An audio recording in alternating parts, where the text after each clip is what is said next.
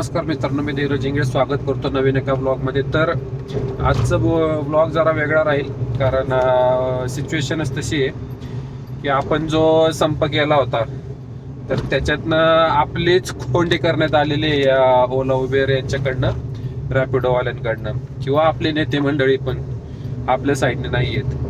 तर गव्हर्नमेंटच्याच रेट घेण्यासाठी आपल्याला झगडावं लागते. तर त्यासाठी मी या गोष्टीपासून थोडंसं दूर होतो. कंटिन्यू 2 आठवडे मी काही व्हिडिओ अपलोड केली नाही, पण थोडंसं बोलावं वाटलं मला. आज पण मी आता सगळ्यांनी उबेर वगैरे मी बघतोय की बॉयकॉट करतात ते.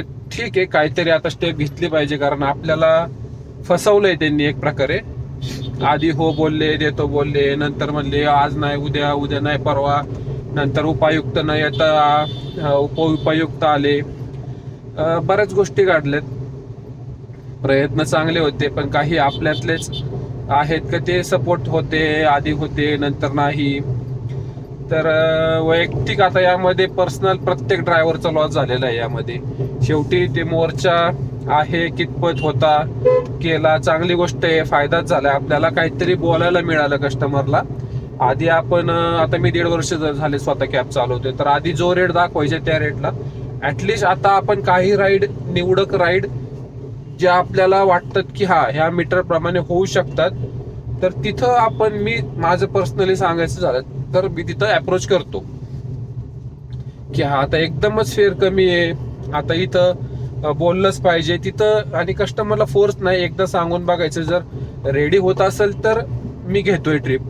तर आज पण तसंच, आज माझ्या दोन रिझर्वेशन होत्या एअरपोर्टच्या आणि एक तिकडनं रिटर्न, आणि 3 जवळपास मी मीटरनुसार आणलेले आहेत.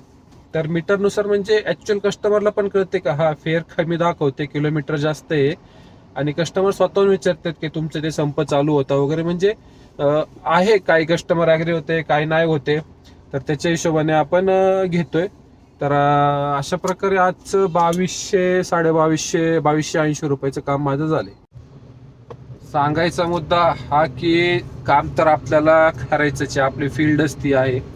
तर आता काम अशा प्रकारे करा की आपल्याला ज्या ऍपला रेट परवडतोय, मी आधी पण हे बऱ्याच वेळा सांगितलंय की ज्या ऍपला आपल्याला रेट परवडतोय ते वापरा. जिथं आपल्याला रेट योग्य वाटतोय तिथं काम करा. रिझर्वेशन ट्रिप जर असेल तर तिथं आपल्याला रेट व्यवस्थित मिळतो. तर मी तरी एअरपोर्टचे रिझर्वेशन, स्टेशनचे रिझर्वेशन असेल तर 20-25 रुपये असा रेट मिळतो. तर त्या एक्सेप्ट करायच्या.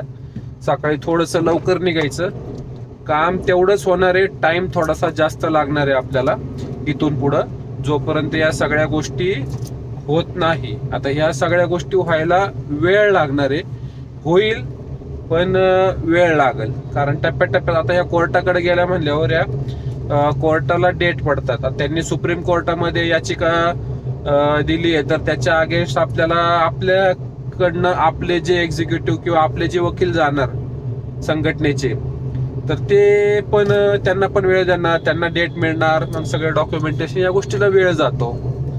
तर आपलं काम तर आपल्याला डेली बेसिसवर करायचंय. तर काम करा, फोर्स करू नका कस्टमरला, आगाऊ तर अजिबात बोलू नका. आणि आता सध्या ते ओलाची एक ऑडिओ क्लिप काहीतरी व्हायरल होतीये कालपासनं. तर जिथं वाटतंय आपल्याला की थोडं पण डाऊट येतोय, ती ट्रिप एकतर विचारू नका मीटरनी, नाही जर विचारली आहे तर अंदाज घ्या कसं आहे काय. उगाच प्रॉब्लेम नको, डायरेक्ट कस्टमरला कॉल करतात येत आणि आपला ID ब्लॉक करतात येत. तर थोडे दिवस मी सांगेल, थोडा गॅप घेतला, जे रेट दाखवतात जिथं आपल्याला परवडतं तिथं करा. ओनली मीटर हे थोडे 1-2-4 दिवस करता थांबवलं तरी हरकत नाही. एकदा वातावरण थोडंसं शांत होईल. पण कस्टमर लोकांना माहिती झालेलं आहे, मी तेच बघत असतो, त्या हिशोबानेच मी काम करतोय. तर ऍटलिस्ट 15, 18, 20 या हिशोबानेच आपल्याला रेट मिळाले पाहिजे. तर त्या हिशोबाच्या ट्रिप असतील तरच मी ट्रिप एक्सेप्ट करतोय. आणि आज मला सकाळी 3-3:15 निघून मला 4 वाजता काहीतरी ट्रिप पडली. मला 1.25 तास, पाऊण तास गेलाय मला ट्रिप पडण्यासाठी. तर ठीक आहे, थोडासा वेळ जास्त लागला. या टायमिंगला मी घरी असतो, पण थोडंसं थांबावं लागलं मला. 150 किलोमीटर झालंय आपलं.